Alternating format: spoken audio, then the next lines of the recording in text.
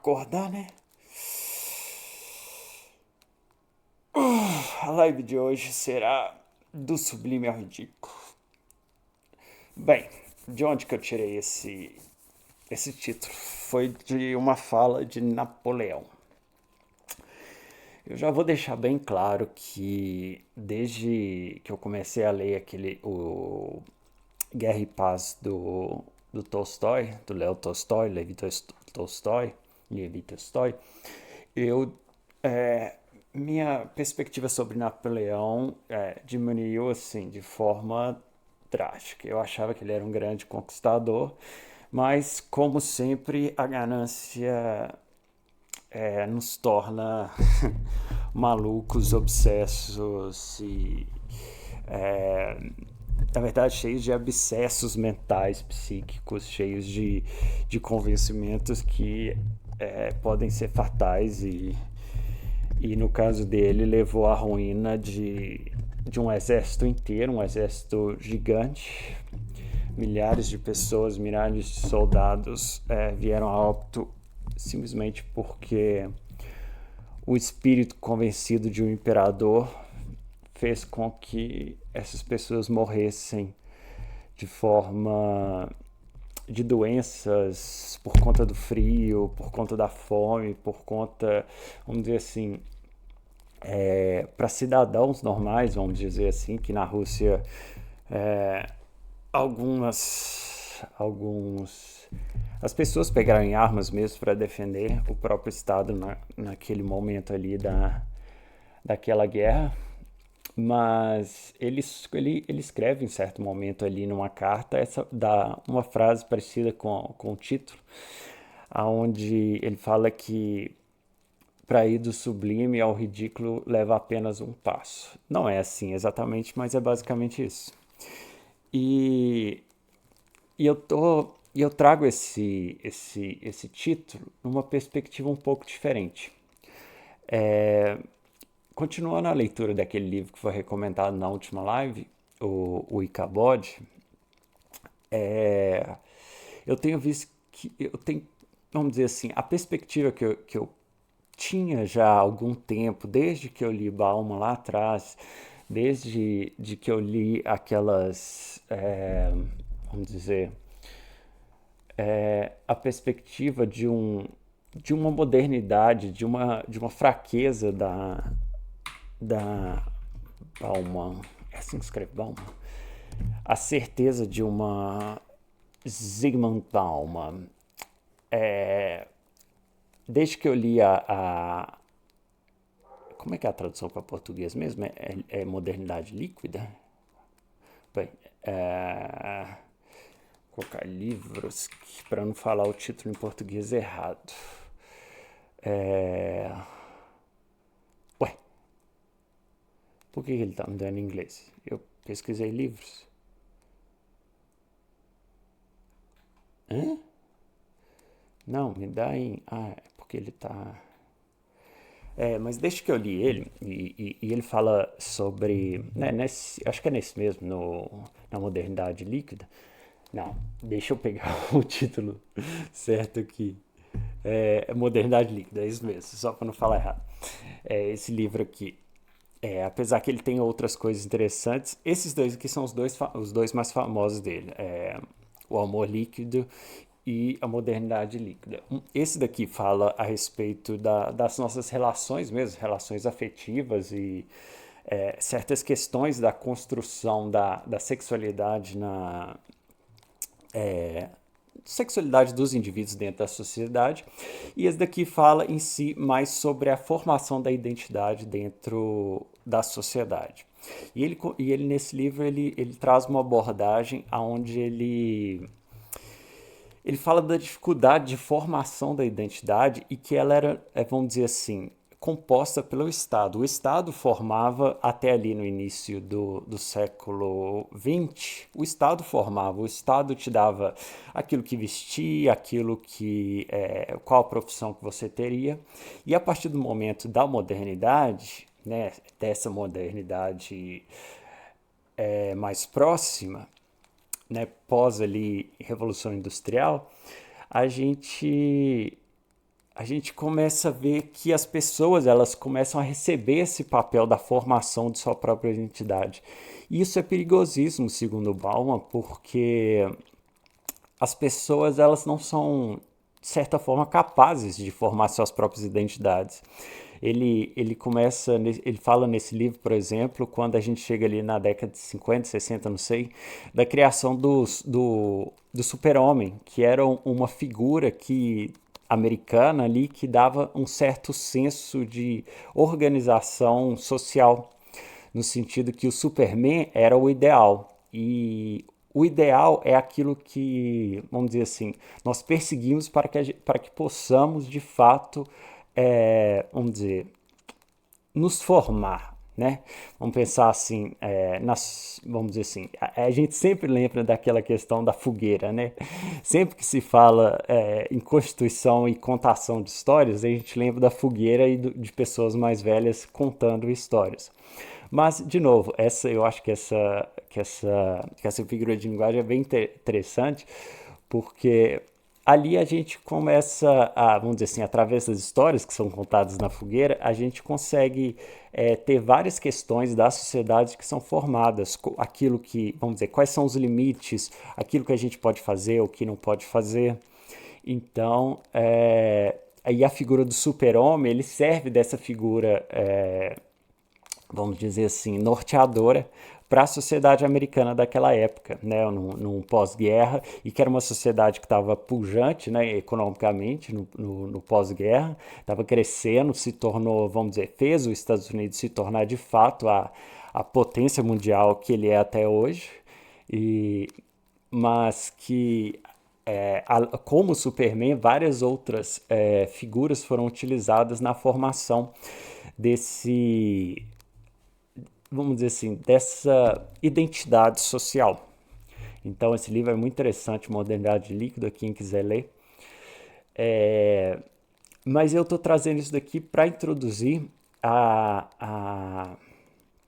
né, falando de novo sobre a modernidade e o problema dela, na verdade, né? Ao ler o livro lá do Ichabod, seguindo nele, ele vai apresentando cada vez mais elementos sobre o problema da modernidade.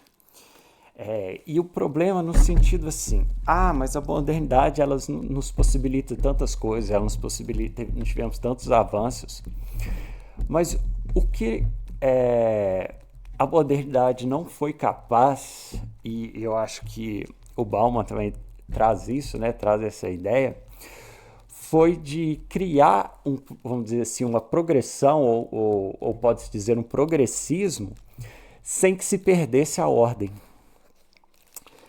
E quando a gente perde a ordem, eu acho que tudo isso que a gente está vendo hoje em dia, de todo esse caos social, esse caos de identidades, esse caos de perspectivas múltiplas, que na verdade não terminam em nada, elas estão relacionadas a uma perda da ordem, a uma perda daquilo que a gente tem como, vamos dizer assim, um ambiente coerente mesmo, vamos dizer assim, existem vários estudos que mostram que nós, como indivíduos, necessitamos de ordem. E assim, até voltando atrás, a própria formação da sociedade, ela já prevê uma ordem. Ela prevê que a natureza ela tem uma ordem que ordena ela prevê que, ao nos associarmos, né, como indivíduos, eu defendo você, você me defende, agora nós formamos uma sociedade e nós já temos pressupostos dos limites daquilo que está exterior para aquilo que está dentro, né, nosso aqui, aí volta lá nos princípios de formação de sociedade, acho que é Hobbes, os limites que existem entre eu e você, entre eu e as outras pessoas que compõem a sociedade. Só que, ao perder, né, essa ordem que era dada pelo estado da formação da identidade, como o Bauman diz ali no início da modernidade, quando a modernidade permitiu e os avanços industriais permitiram que as pessoas tivessem mais tempo, pudessem escolher suas coisas, escolher suas profissões, vamos dizer assim, a quantidade de possibilidades e ela mostrou duas coisas. Uma, de fato, a incapacidade do indivíduo de reger a si mesmo, e outra que ter muitas possibilidades não necessariamente nos direciona num caminho de evolução. Até porque, se a gente pensar no seguinte aspecto, e com isso a gente vai entrar no vídeo ali que eu queria comentar. Se a gente, vamos dizer assim, a gente chega nós temos 10 pessoas e 10 objetos, e cada um tem que escolher um objeto. Muito provavelmente vai ter conflito, duas pessoas ou mais vão querer o mesmo objeto, certo? Então, assim, existe a possibilidade ali de que, através de uma conversa entre as 10 pessoas ali, a gente encontre um caminho de resolver aquilo ali e condicionar com que cada um fique com seu objeto, certo? Mas agora, coloca isso exponencial. Em vez de falarmos de 10 pessoas e 10 objetos, nós criamos aí 10.000 pessoas e 10.000 objetos. Parece estranho, mas é mais ou menos isso que nós estamos vivendo hoje em dia. Nós temos milhares de possibilidades de coisas e afirmações dessa identidade numa sociedade que é possível a escolha de cada uma dessas, só que cada um quer afirmar cada uma dessas escolhas. Além de ter o objeto, eu tenho que me posicionar. Eu escolhi esse objeto, eu sou esse objeto, você tem que, usando nessas palavras, você tem que aceitar que eu fiz essa escolha. A outra pessoa ela tem que reconhecer e, vamos dizer assim, eu tenho que apresentar como se aquilo ali fosse uma espécie de ordem coerente do que, porque eu sou, todos devem também ser de certa forma, ou pelo menos aceitar aquilo sem questionar, sem fazer qualquer tipo de oposição. E eu acho que assim,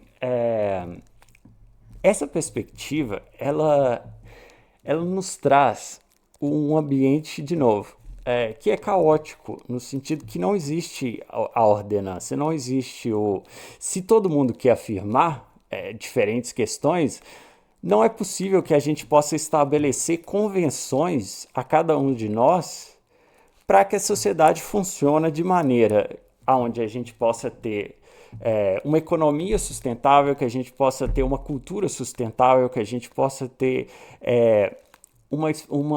um ambiente de crença sustentável, até porque eu estou separando a cultura e crenças, porque o regime de crenças de uma sociedade, ele tem um valor que ele é formador da sociedade. Às vezes, vamos dizer assim, na história da humanidade, a primeira cultura é a religião, vamos dizer assim, a organização de crenças. Então, é algo extremamente fundamental. E quando a gente cria essas múltiplas possibilidades, essas múltiplas afirmações, todas essas estruturas elas começam a cair por terra. E eu vejo até porque eu trouxe essa escultura aqui, ao invés de nós nos tornarmos diferentes identidades, diferentes pessoas de fato, e de fato afirmarmos aquilo que nós queremos afirmar, nós nos tornamos esse tipo de indivíduo.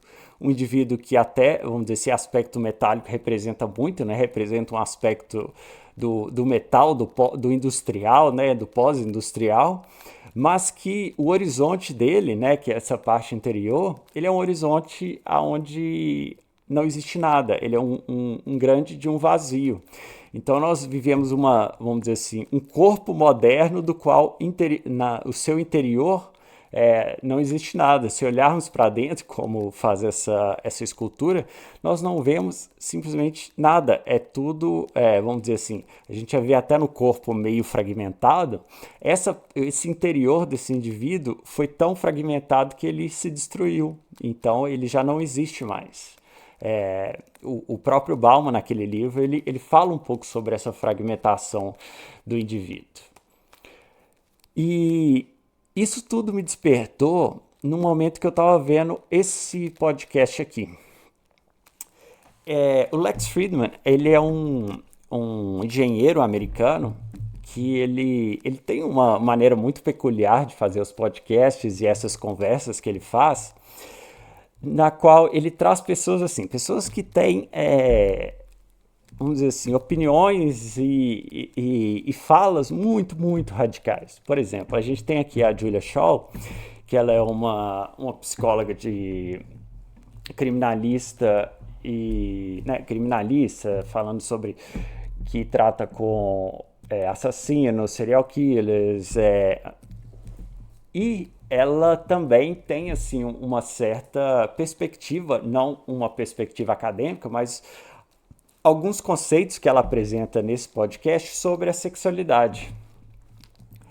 E assim, o próprio conceito dela sobre essa questão dos criminosos já é um conceito um pouco diferente. Ela cita que vamos dizer assim, ela fala nos seus livros, na verdade foi o último livro dela, que o outro anterior acho que foi sobre sexualidade, sobre a bissexualidade. Ela fala nesse último livro dela sobre a perspectiva de que a gente precisa olhar para os criminosos, e ela fala desses criminosos pesados, como serial killers e assassinos, numa perspectiva mais humana, na perspectiva no sentido de que nós mesmos, pessoas normais que não cometeram crimes hediondos como essas pessoas, temos certos pensamentos e vamos dizer assim, condicionamentos mentais, psíquicos, que são similares aos condicionamentos que esses indivíduos cometem. Ela cita, por exemplo, uma questão, uma estatística que é muito simples.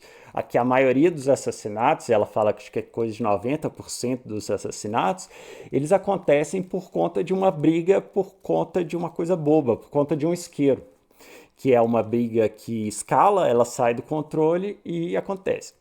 Ela fala essa estatística muito provavelmente dos assassinatos nos Estados Unidos, porque aqui no Brasil eu acho que a estatística deve ser outra, né? O crime aqui ele mata muito mais do que lá nos Estados Unidos, por exemplo. Nós vivemos em guerra aqui no Brasil, mas enfim, ela cita e ela cria essa perspectiva sobre essa humanização dos criminosos. E ela, em seguida, eu não vou comentar isso agora, mas em seguida ela fala sobre a sexualidade. E ela começa assim, ela escreveu esse livro Bi, que é um livro que ela fala que foi proibido em vários países, onde ela se abre, né, como a sua bissexualidade, e ela também expõe a perspectiva dela de que a sociedade talvez deva começar a se abrir mais, deva começar vamos dizer assim, aceitar mais questões sexuais próprias, questões, por exemplo, como ela cita que na década de 70 ou 60, não me lembro bem agora, um professor de psicologia, ele foi chamado para dar uma matéria de psicologia sexual na faculdade e ele não tinha nenhum tipo de treinamento, nenhum tipo de perspectiva como é que ele ia dar essa aula. E o que ele fez foi começar a perguntar durante um semestre inteiro aos alunos quais eram as dúvidas que eles tinham. E ela fala que essas dúvidas que foram apresentadas eram dúvidas que iam desde o fetiche até mesmo as questões de da própria identidade mesmo, da própria sexualidade de cada um deles, se a pessoa era gay, se a pessoa não era, se a pessoa tinha. Cada um, vamos dizer assim, fez sua pergunta e ela cita esse estudo de forma que, vamos dizer assim, ela apresenta que essa ideia de woke já existia antes. Bom, dito isso sobre o que ela apresenta nesse podcast, me gerou várias dúvidas, vários questionamentos e que eu acho que tem tudo a ver com esse tema da modernidade, como que a gente está vivendo uma, uma sociedade to kill people. bem assim instável. Quem quiser ver depois é o episódio de Julia Shaw, do Lex Friedman. Tem também um outro episódio que eu achei muito interessante que eu vi, que foi o episódio sobre as drogas durante o regime nazista. Muito interessante, a gente pode tirar assim, né? Conclusões históricas é meio complicado, mas a gente pode tirar algumas conclusões no sentido de alguns fatos de que realmente as drogas tiveram uma influência muito grande na Alemanha pré-nazista e na Alemanha nazista. Hitler mesmo foi muito, vamos dizer assim, alterado e talvez algumas ações não justificando os seus atos, mas a sua maldade pode ter sido potencializada pelas drogas, se não me engano, a metanfetamina agora. Não, era uma outra droga que ele utilizava. Mas é isso. Aí, dito isso sobre a Julia Shaw, né, e o livro que ela apresenta, sobre a questão sobre os assassinos e a questão da sexualidade, eu retorno à ideia da modernidade. Vamos pensar assim. Deixa eu pegar o meu bastãozinho de pensar. Na verdade, isso daqui, para quem não sabe, é um bastidor de pintura que eu fiz. Eu deixo ele aqui do lado e não deixo do lado da pintura. Olha que legal. Vamos pensar assim. Quando a gente. Vamos dizer assim, ela é uma cientista. Ela não é uma pessoa que ela. Vamos dizer assim, ela é uma pessoa vã, uma pessoa que tem pouco conhecimento, começou a achar vamos dizer assim, ver algumas informações a respeito de algo e vou ali, vou disseminar isso num livro, vou disseminar isso em podcast, na internet, tudo e tal. Ela é uma pessoa treinada, é uma pessoa que tem uma atividade tanto acadêmica quanto da prática mesmo, da psicologia, como ela fala, na criminologia, nos ambientes ali de prisão, nos ambientes lidando, né, lidar com serial killer deve ser uma coisa assim. A gente acha muito interessante quando a gente vê ali na Netflix sobre os serial killers, mas você lidar de fato com um indivíduo que é psicopata deve ser uma experiência muito traumatizante, né? Visto que os psicopatas são pessoas, né, sem empatia, então ela está o tempo inteiro tentando te manipular, tentando o tempo inteiro ganhar em cima de você. Só que aí vem a questão.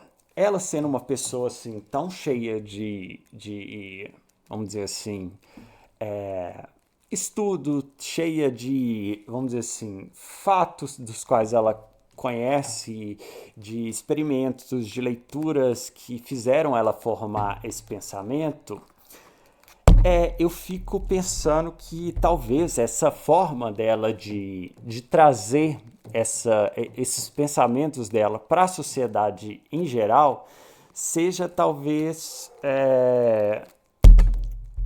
problemático no sentido de que, e aqui eu vou falar algo muito muito complexo. Eu vou falar que nem todas as pessoas, e eu digo assim, coisa de talvez apenas 10% ou menos da população esteja preparada para falar sobre a maioria dos assuntos que a gente tem hoje no ambiente, na internet, né, nos ambientes de discussão.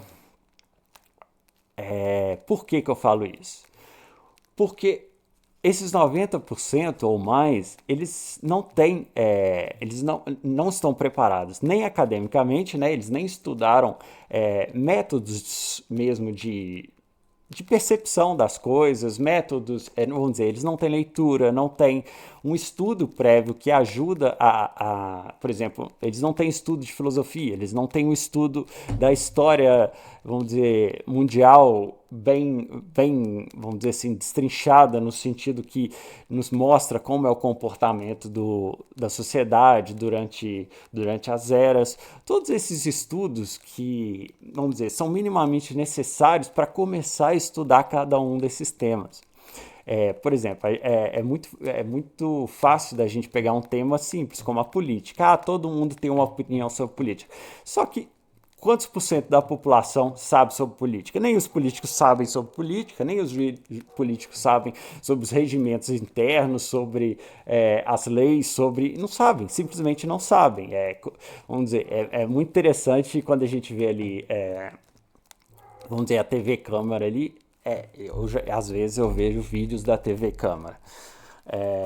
Que é muito engraçado, tem coisas assim de pessoas ali fazendo o tal do pela ordem de forma errada, quando é questionado ali, ele não sabe de fato qual a ação que ele deve fazer, o que deve fazer.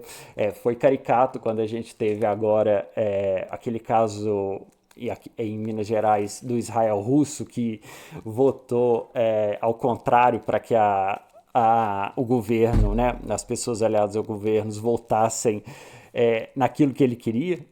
Eu não sei se vocês sabem disso, mas teve esse fato, depois procurem, do Israel Russo, da votação. Então, assim, são pessoas incapazes que estão ali, então, quiçá do resto da população. E isso a gente está falando sobre política. Mas quando a gente está falando agora sobre, que nem ela está falando ali, sobre sexualidade e sobre a maldade, sobre elementos da perversidade humana mesmo, e ela chega, assim, são questões psicológicas muito profundas, questões psicológicas que, vamos dizer assim, ela como profissional, ela sabe que tem um peso assim, como eu posso dizer, um peso que vai desde entender da onde a pessoa veio, quais foram as escolhas dela, os pensamentos, tudo aquilo que demanda tempo, demanda estudo, demanda entendimento de caso a caso, e ela chega e expõe isso num podcast assim que vai para milhares e milhares de pessoas, quiçá milhões de pessoas. Eu acho que ela, como cientista, ela está fazendo um desserviço à sociedade assim, absurdo. Ela está criando uma... Por quê?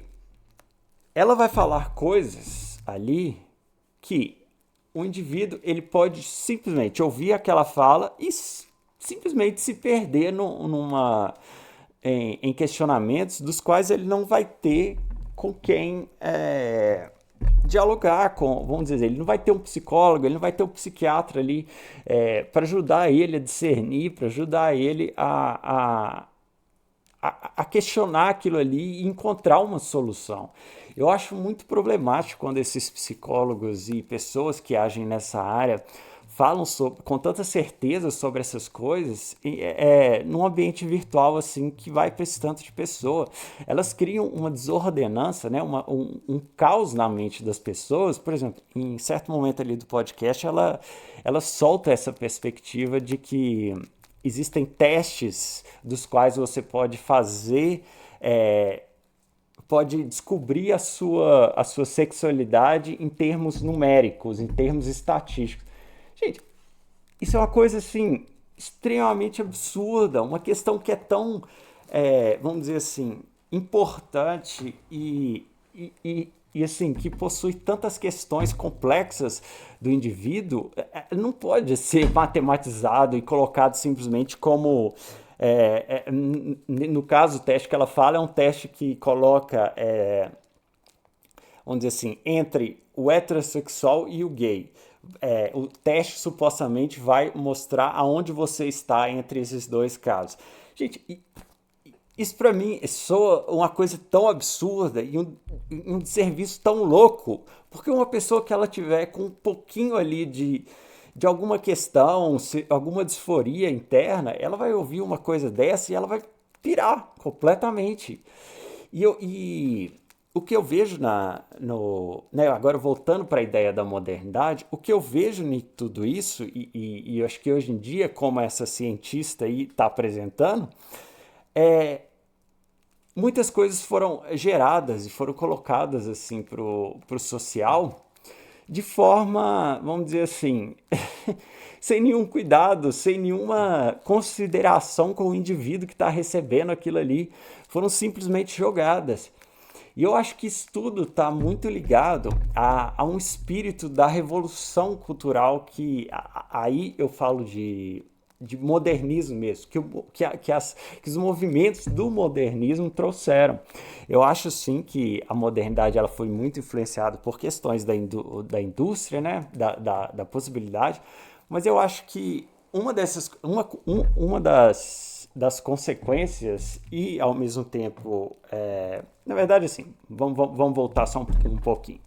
O modernismo ele já começa ali no final, mais ou menos na metade do século XIX, ali, mais ou menos junto com a Revolução Industrial que a gente teve ali. Só que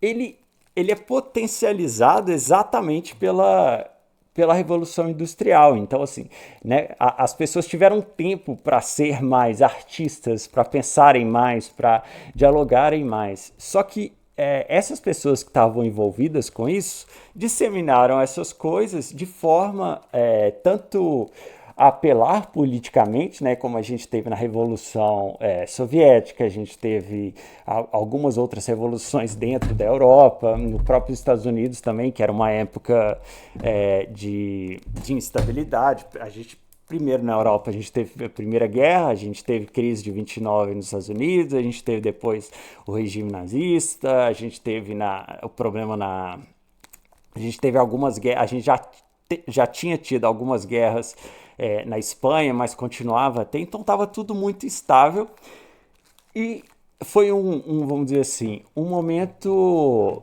muito favorável a esses novos questionamentos serem disseminados, visto como que Hitler conseguiu o poder, que ele utilizou isso vocês podem ouvir naquele podcast lá do Lex que eu recomendei, de quando ele fala sobre as drogas no regime nazista, ele utilizou vamos dizer assim, bares onde as pessoas estavam drogadas e bêbadas para falar sobre suas ideias loucas, e ele começou a convencer pessoas assim.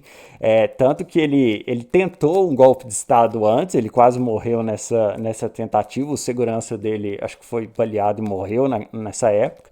Vamos dizer assim, a gente poderia ter evitado tudo que aconteceu se ele tivesse morrido se não fosse esse segurança.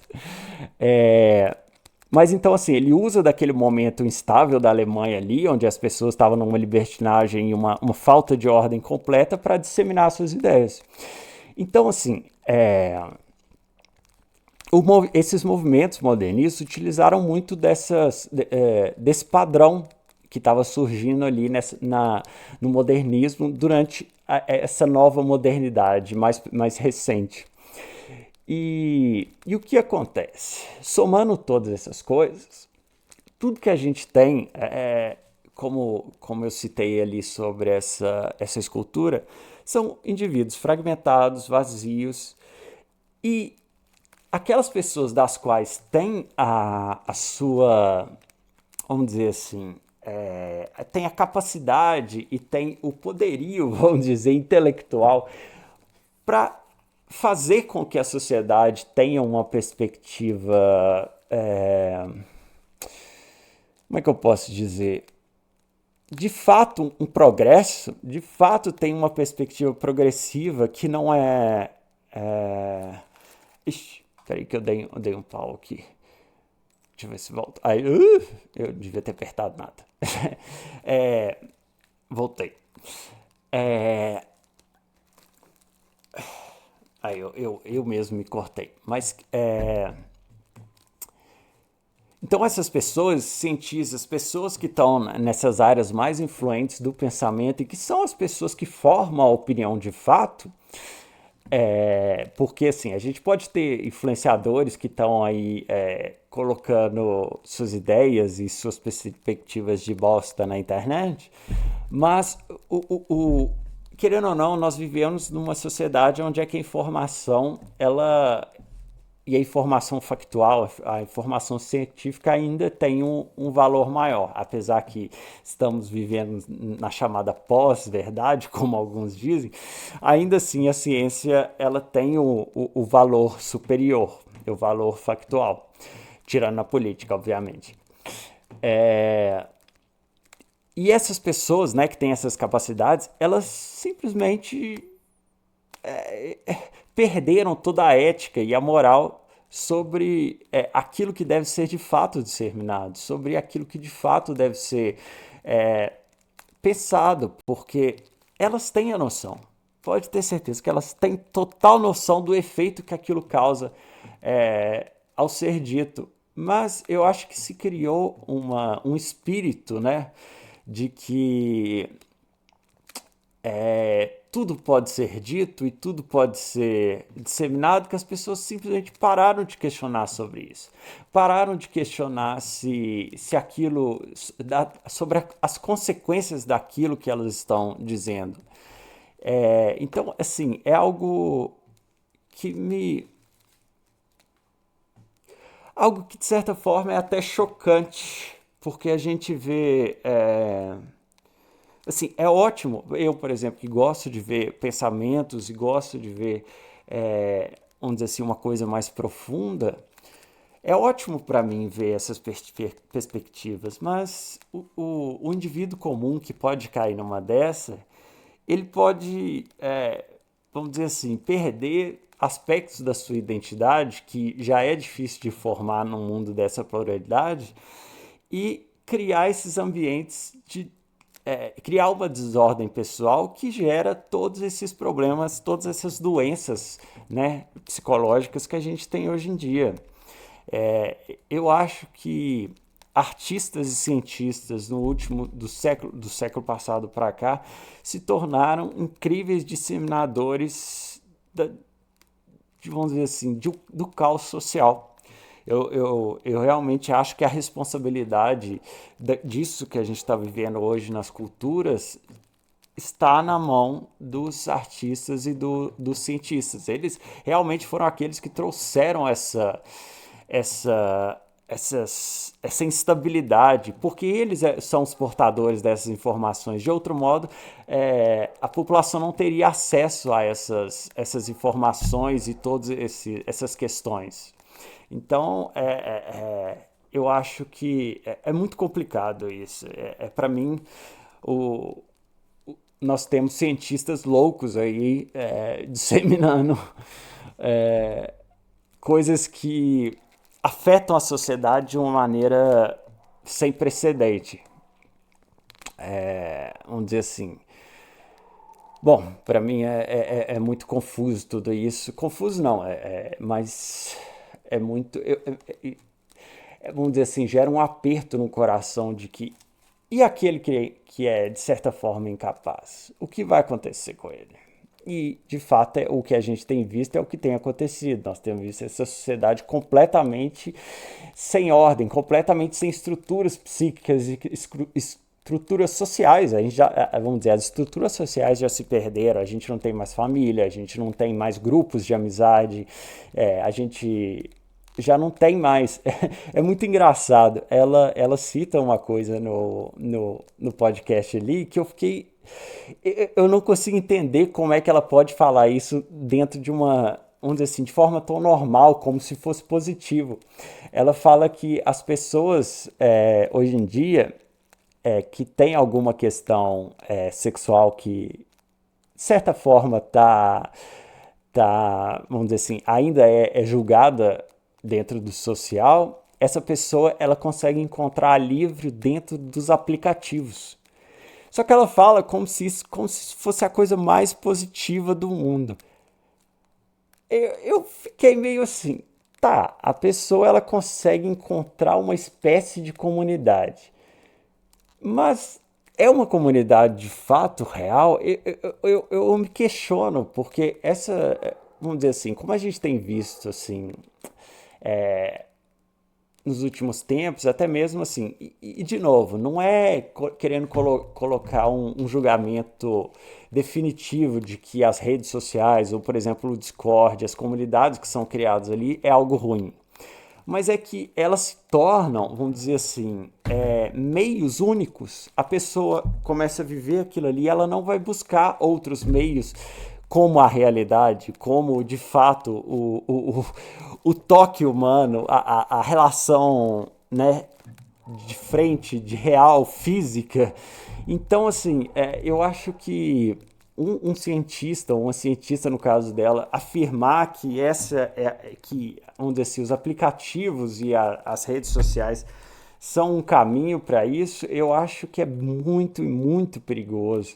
Eu acho que a gente começa assim a caminhar realmente para um distanciamento social cada vez maior, um distanciamento das relações que, vamos dizer, acaba que no fim, se a gente chega a um momento onde a inteligência artificial ela pode satisfazer a nossa necessidade de relação, necessidade social.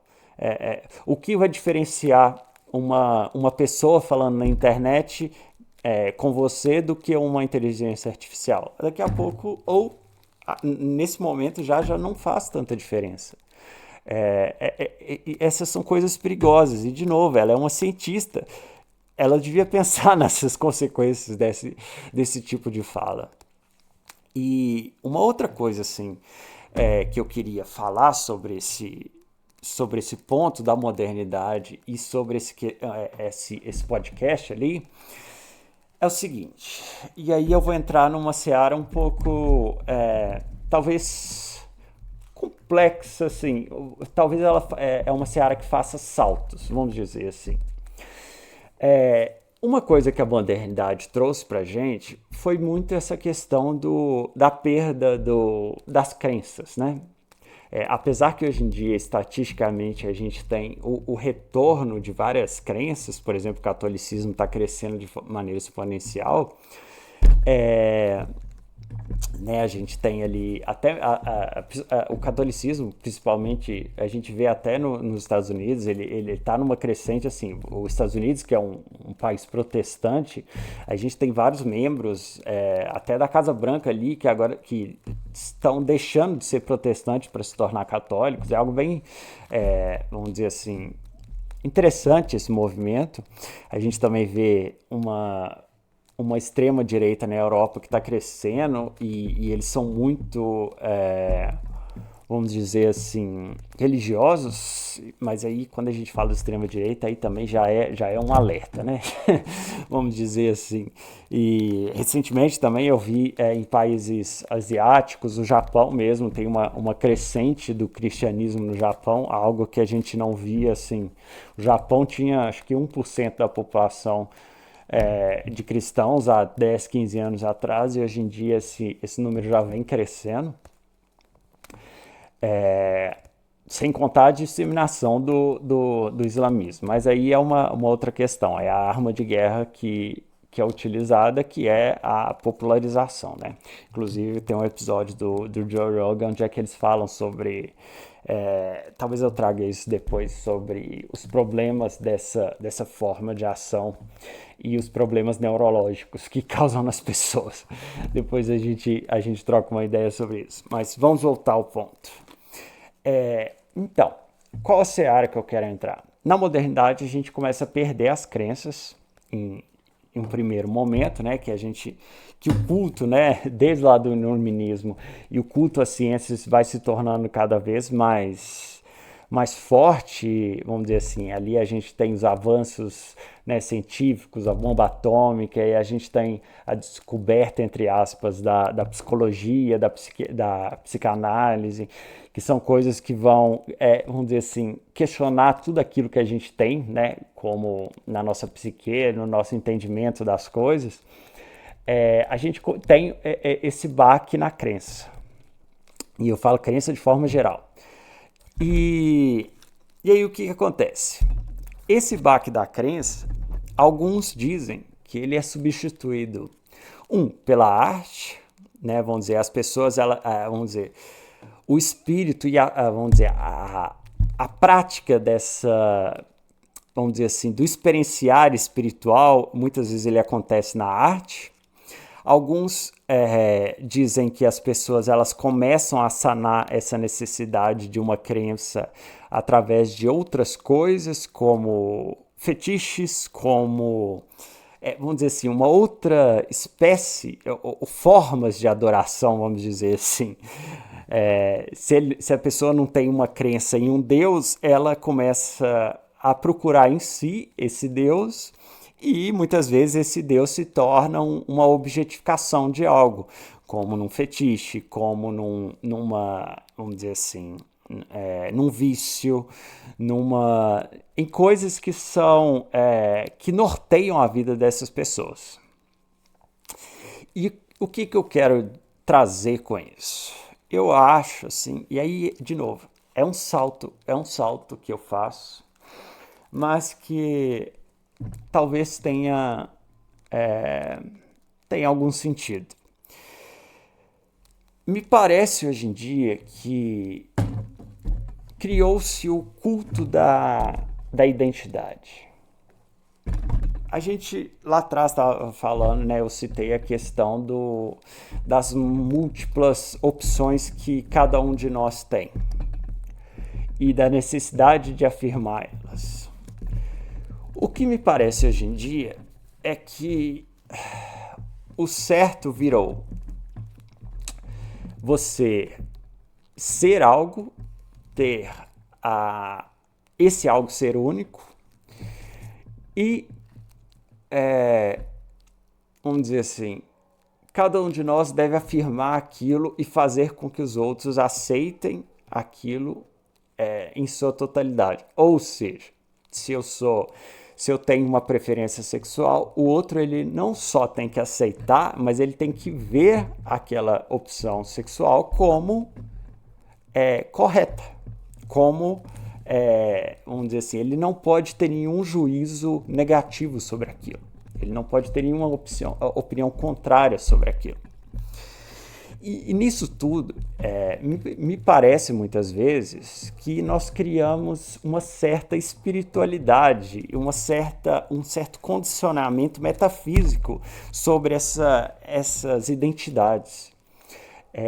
Por exemplo, aonde eu quero chegar? Quando a gente está falando de sexualidade, e essa afirmação, esse culto à autossexualidade, vamos dizer, não no sentido, né, de auto prazer, mas numa num autocondicionamento sexual, vamos dizer. A sexualidade ela não vem de uma descoberta, ela vem de uma afirmação, de um condicionamento próprio e cultural, que aí isso na verdade também é um outro tema a se discutir, mas é fácil da gente ver que, vamos dizer assim, as discussões sobre a sexualidade aumentaram. Vamos dizer assim, criou-se essa ideia de urgência e insurgência, né, vamos dizer assim, nasceu na sociedade a necessidade de falar sobre isso e falar cada vez mais e defender cada vez mais, só que o próprio ato sexual, ele diminuiu, as pessoas têm menos relações sexuais, apesar que tudo se tornou sexualizado, todas as coisas agora são sexualizadas, tudo que a gente, vamos dizer assim, que a gente vai procurar remete, vamos dizer assim, que seja no design, que seja só na estética, mas ele remete a algo que é sexualizado. Os produtos, as propagandas, tudo fazem referência a uma sexualidade, sendo que, no fim das contas, a sociedade está menos sexual, no sentido de fazer mesmo sexo. As pessoas elas estão tendo menos filhos e as pessoas estão tendo menos relacionamentos, as pessoas estão tendo uma maior dificuldade do social e do sexo social, vamos dizer assim. Eu falo assim, de pessoas terem só vamos dizer assim, one night stand, como se diz, estão tendo dificuldades até disso. Então, assim, e que isso era uma questão religiosa, que era difícil. Então, assim, a gente teve a liberdade sexual ali na década de 50, 60, da contracultura, mas no fim das contas, o que chegou pra gente hoje em dia é uma sociedade inteira sexualizada, que fala sobre sexo o tempo inteiro, só que não faz. E isso é muito de algo que se tornou, de certa forma, divino. Entende? O sexo ele é tão importante que as pessoas têm dificuldade de alcançar ele. Vamos dizer assim, muito. Vamos dizer, Deus vamos dizer assim, Deus a gente coloca num pedestal, que a gente coloca ali e faz adoração. Só que nós não conseguimos alcançá-lo. E o sexo tem se tornado isso. Nós temos colocado ele num pedestal do qual nós não conseguimos, como sociedade, alcançá-lo. Entende? Que eu acho que essa relação, vamos dizer, essas ideias como o sexo e a sexualidade e as questões de gênero e todas essas outras questões que têm surgido surgido no sentido assim, tem tomado cada vez mais potência, porque elas já existiam antes, e falo de todas, políticas e sociais, culturais, enfim, elas estão tomando o papel do que vamos dizer, o metafísico tinha antes, do que as religiões tinham antes. As pessoas elas estão vivendo por essas coisas como se essas coisas fossem os elementos mais importantes. Elas estão entregando a energia de vida, a energia potencial dos seus indivíduos para essas coisas, de uma forma assim, como se tudo dependesse daquilo. E para mim, isso parece assim, tão ridículo, tão burro. Assim, é uma coisa que, né? Aí vem o título da live e a frase lá do Napoleão. É uma coisa que é colocada como sublime, mas ao mesmo tempo ela é tão ridícula. Vamos dizer, é uma coisa que está um passo da outra, o ridículo e o sublime, entende? Para mim, isso se torna vamos dizer assim, de tudo aquilo que se falava antigamente da devassidão, da forma do indivíduo, né, que se perdia nos prazeres, hoje em dia nem isso tem. A pessoa se perde nas ideias e já não no prazer mais. As pessoas usam menos drogas, fumam menos, bebem menos, fazem menos sexo, têm menos relações vamos dizer assim, elas pecam menos, vamos dizer assim. Só que o que elas fazem? Tudo isso vai para a psique, vai para o imaginário, vai para, vamos dizer, desvirtuações e assassinatos mesmos da própria identidade, da própria potencialidade do indivíduo. Eu acho que nós estamos vivendo realmente numa sociedade doente e que esses profissionais que deveriam lutar pela sanidade e pela ordem da sociedade estão mais doentes do que qualquer outro, são malucos, são loucos. Então, infelizmente, eu tenho que falar que aquela Julia Shaw ali do episódio do Lex, e eu me preocupei até assim, será que é bom isso que o Lex está fazendo? Porque ele faz com tanto entusiasmo trazer essas pessoas que fazem esses questionamentos. Talvez até ele, como uma pessoa ali do meio, poderia pensar, mas não será que eu estou trazendo algo que é, na verdade, mais danoso do que de fato trazer uma informação à sociedade? Bom, esse era o ponto que eu queria trazer e eu preciso trazer uma referência. Não, uma referência, não, uma recomendação pensando nessa perspectiva, né, de vamos dizer assim, de como nós trazemos e tornamos, vamos dizer assim, nós damos um ar de divindade a essas opiniões, a essas questões que são de urgência hoje em dia. Eu odeio essa palavra, mas ela está me vindo de forma até agressiva. E eu não tenho a menor ideia exatamente do que eu vou recomendar. Eu tenho estou pensando em várias coisas aqui, mas deixa eu ver o que. Olha, vai ser esse filme mesmo. Para quem não viu, eu vou recomendar esse filme aqui. Ah, não, é Anticristo do Lars. O Lars von Trier, ele só faz filme muito agressivo mesmo. Os filmes dele, assim, falam, o 18 mais para quem tá preparado, não é só 18 mais.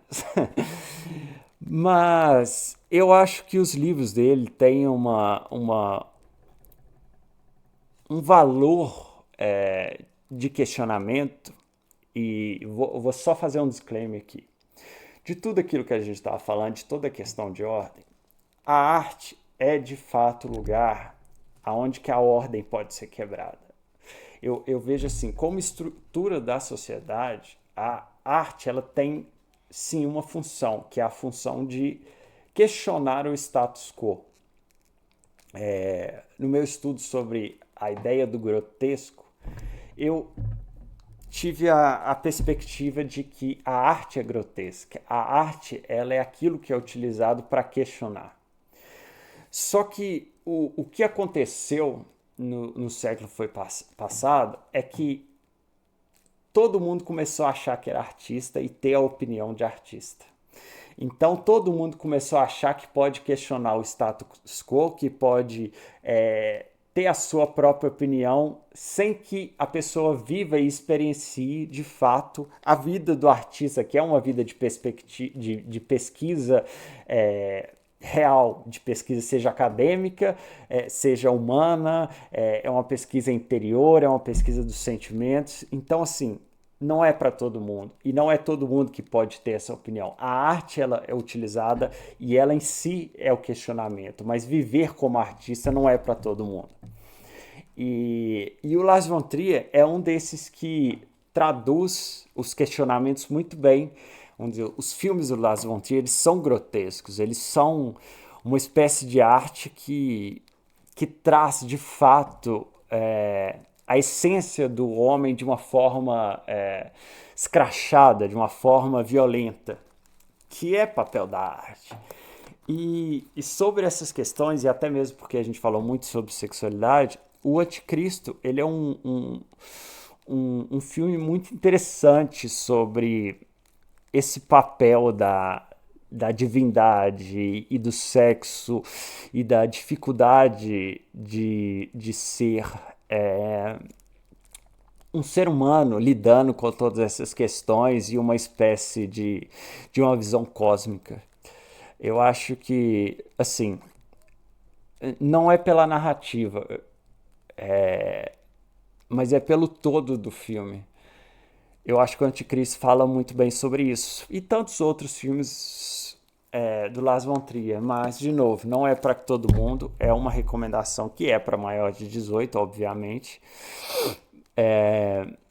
Quem não tiver, aí converse com os pais e veja se pode ver. E vamos dizer assim, é muito complicado, porque realmente ele toca em questões muito fortes. Mas isso é o papel da arte, não o papel do cientista, como a Julia Shaw lá.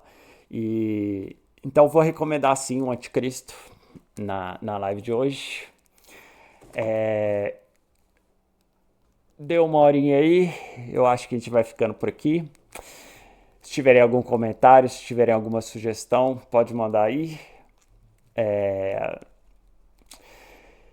Hoje começamos a semana, uma semana que seja, né, uma semana ótima pra gente.